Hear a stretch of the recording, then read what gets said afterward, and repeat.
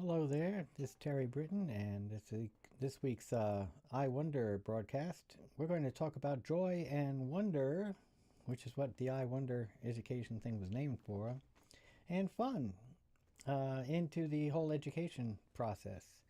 And we're primarily wanting to just give a thought to, how are people actually bringing uh, into action the whole idea of infusing joy and wonder and fun, of course, into the classroom environment, but also into any kind of learning environment. If it's a homeschool type of a scenario, then how that's being brought into the home for an education type of a thing, which is a somewhat more comfortable environment for a lot of people to kind of play with their kids and realize, really get in touch with how their kids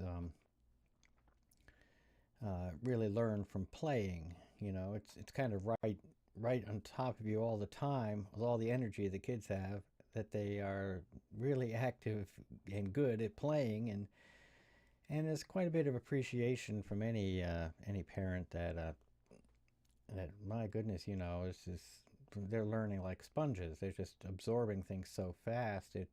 It's spellbinding. It's you just go, how on earth are they doing this? And the fact that they are learning some pretty advanced concepts, even just intuitively by playing with things, is always pretty astonishing.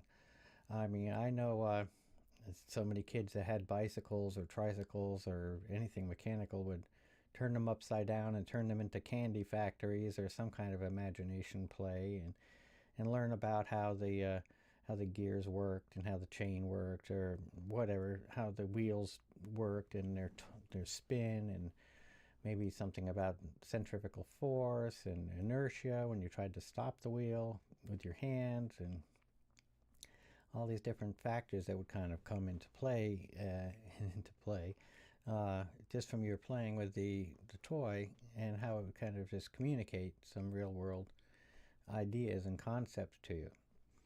But when you're getting beyond that kind of a thing, you start getting into where you're having to, as a educator, think it through of how are we going to make this subject that we want to convey to the child, or to the young adult, a middle school person, or to a full-blown adult.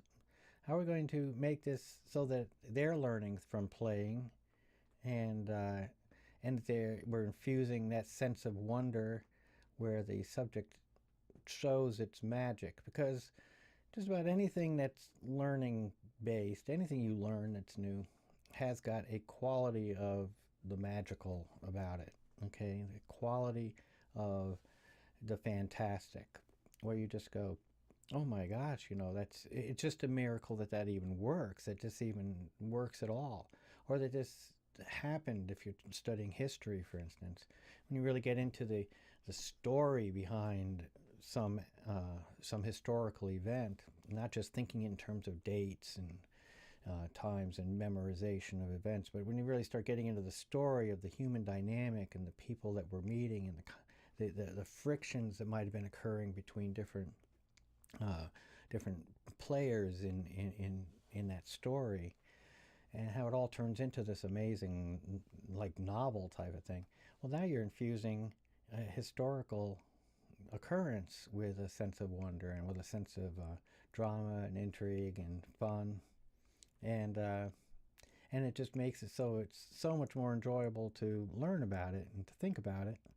So, of course, it makes it more attractive to learn the next thing if it's going to be treated in a similar type of a fashion. Now, for a while, I taught hands-on science classes.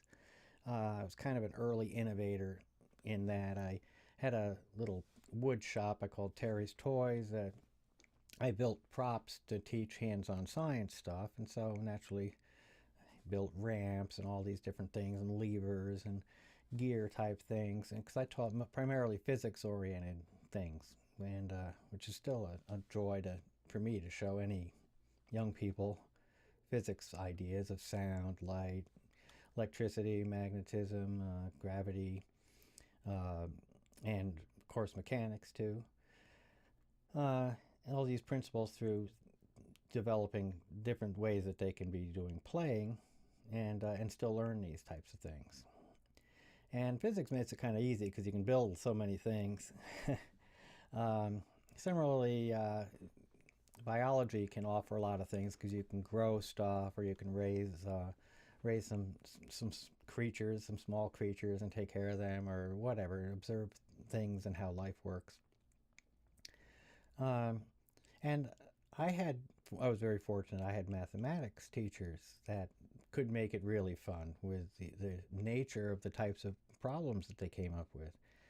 I had one who didn't seem that satisfied with most of the way the problems in the textbooks were laid out, the story that they told. And so he would usually embellish on the story somewhat and make it sort of fun and give the classroom a laugh.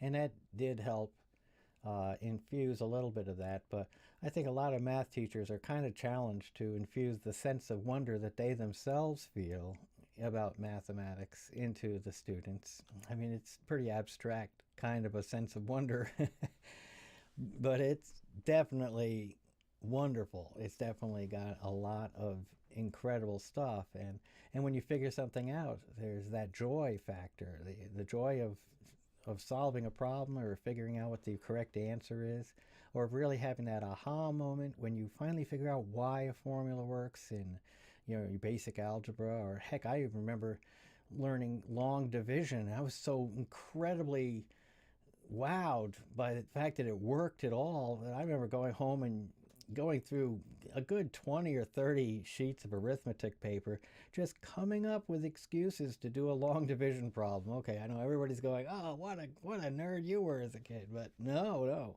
When you have that aha moment, it's not nerdy, it's not geeky, it's not off base at all. When you have that aha moment, you're celebrating a part of your humanity that's just so spectacular. It's just such a great feeling to take and grasp something that you've learned and realize that you can apply this thing that you've learned and keep applying and keep applying. It always works. And that's what makes mathematics really fun, because definitely once you've figured out how it works, it pretty much is always going to work, and now it becomes the exciting challenge of finding out all the different ways you can use it or apply it. I remember I used to teach printing classes in college. I taught a 5-semester class, and some of the material seemed pretty boring, but there are certain little arithmetic things that we had to learn in order to figure out how to best print on, what size piece of paper was the best size piece of paper to select to get the highest number of pages out of our project, out of a single printing job, and what the layout would be, whether some pages were sideways or horizontally, a portrait or landscape, and things like that. And once you figure it out, though, at first it sounds like, oh, boy, this just sounds like a headache. But once you find out the little tricks of how to do it, it always became a really marvelous thing. And I remember seeing the class would always get captivated by figuring that thing out. And it's just kind of a joy because it always works. It's a little trick that you can apply that always makes it come out where it's got a reasonable result, and you're not wasting much paper, you're saving trees. And now that's another area, of course, in saving trees. I just indicated another area that helps bring out kind of that sense, expands on that sense of wonder and the sense of joy, is the idea that something that you're doing is leading to a larger result, a result that has a big effect or a long range effect that's helpful to living things, especially, or to other people somewhere on the planet. Kids especially can really tune into saving a plant or saving an animal's life, or making its environment better, so it can feel happier. I love the fact that how kids can always tune into the idea of making some creature's existence a little happier. And it's easy to get a whole classroom motivated around such an idea.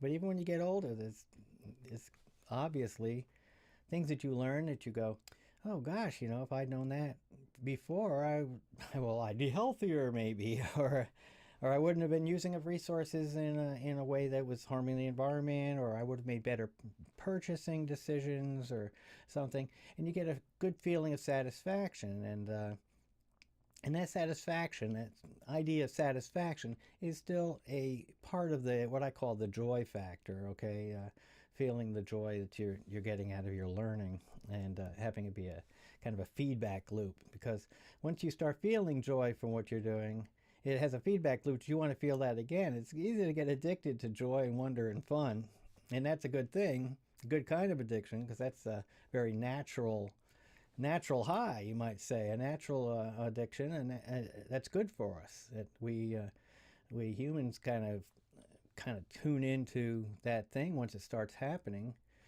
because it's growing, it's growthful, and it enriches our spirit and makes us feel fantastic.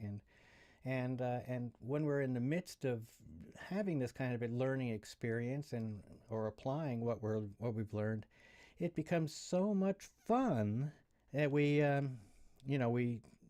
can't help but just want that thing to just keep happening, keep happening, and keep happening.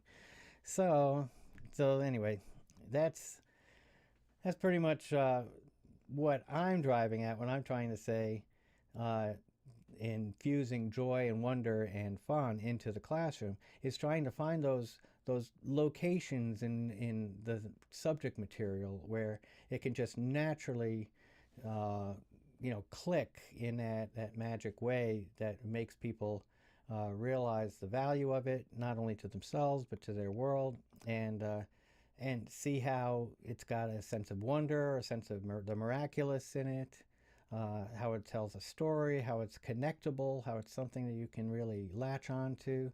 And these are the little, just quick little things that once you tune into everything having that kind of an aspect to it, everything, and you start thinking in terms of it not being teaching to the test, but teaching to the spirit, teaching to the excitement, teaching to the joy and the wonder and fun of it all.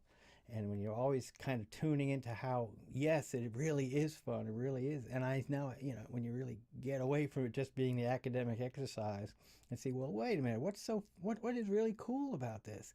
Why do I even like knowing about this as a teacher? And you can start passing that idea along and get some excitement out of your students from your own excitement. And so I think that's going to become more and more of a thing. It's going to make teaching more of a fun profession for a lot of people, and